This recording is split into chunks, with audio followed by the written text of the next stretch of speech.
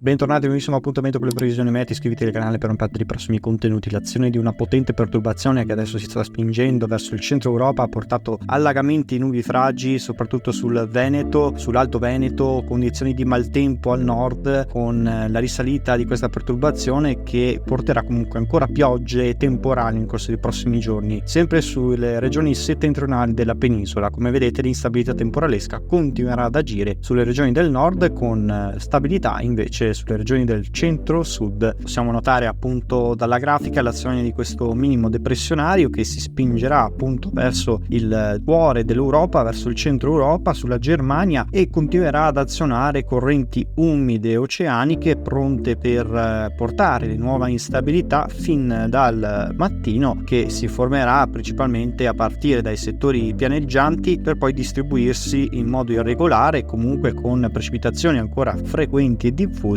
su tutto quanto il nord, principalmente sulle prealpi e le medio-alte pianure. Qui avremo il rischio di forti temporali associate a grandinate locali con condizioni di instabilità che perdureranno fino alla giornata di giovedì. Nella giornata di mercoledì avremo ancora una marcata instabilità al nord che si manifesterà soprattutto al nord-ovest, prevalentemente nel pomeriggio, mentre tra la Liguria orientale e la Lombardia, il Veneto e il Friuli potrà essere presente fin dalla mattinata qualche debole precipitazione.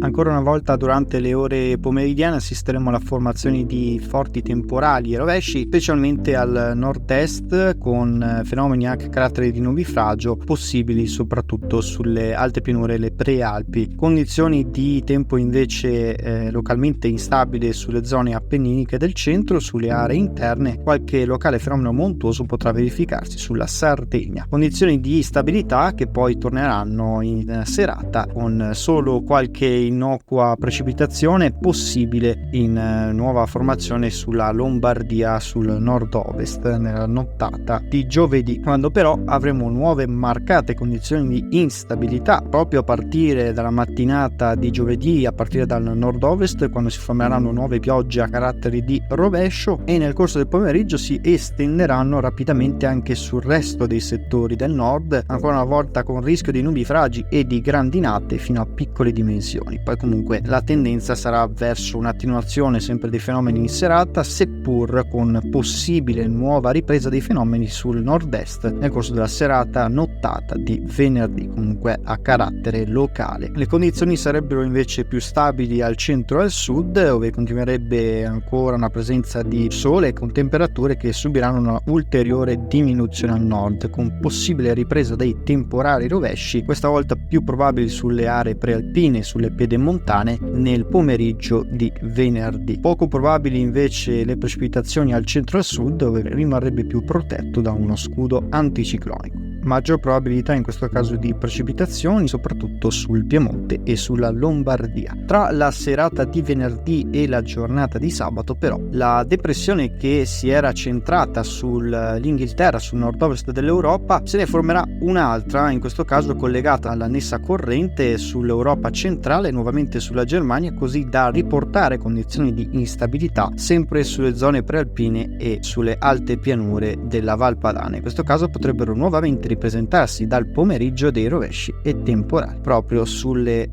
zone del centro-nord. Poi le precipitazioni tenderebbero nel corso della giornata di sabato a scivolare verso l'Appennino, verso le zone del centro-sud, per portare anche qui dei fenomeni intensi anche a carattere grandinigeno, con la rimonta in questo caso dell'anticiclone a partire dalla Spagna, che farebbe rialzare notevolmente le temperature. Questo campo di alta pressione di matrice africana consentirebbe alle temperature di rialzarsi dopo questa settimana contraddistinta da temperature su quasi tutta Italia comprese tra i 21 e i 25 gradi su praticamente tutta la penisola. Insomma, ci aspettano ancora giornate dinamiche e movimentate sulle regioni del nord Italia, ma vi daremo ulteriori aggiornamenti nel corso dei prossimi aggiornamenti meteo.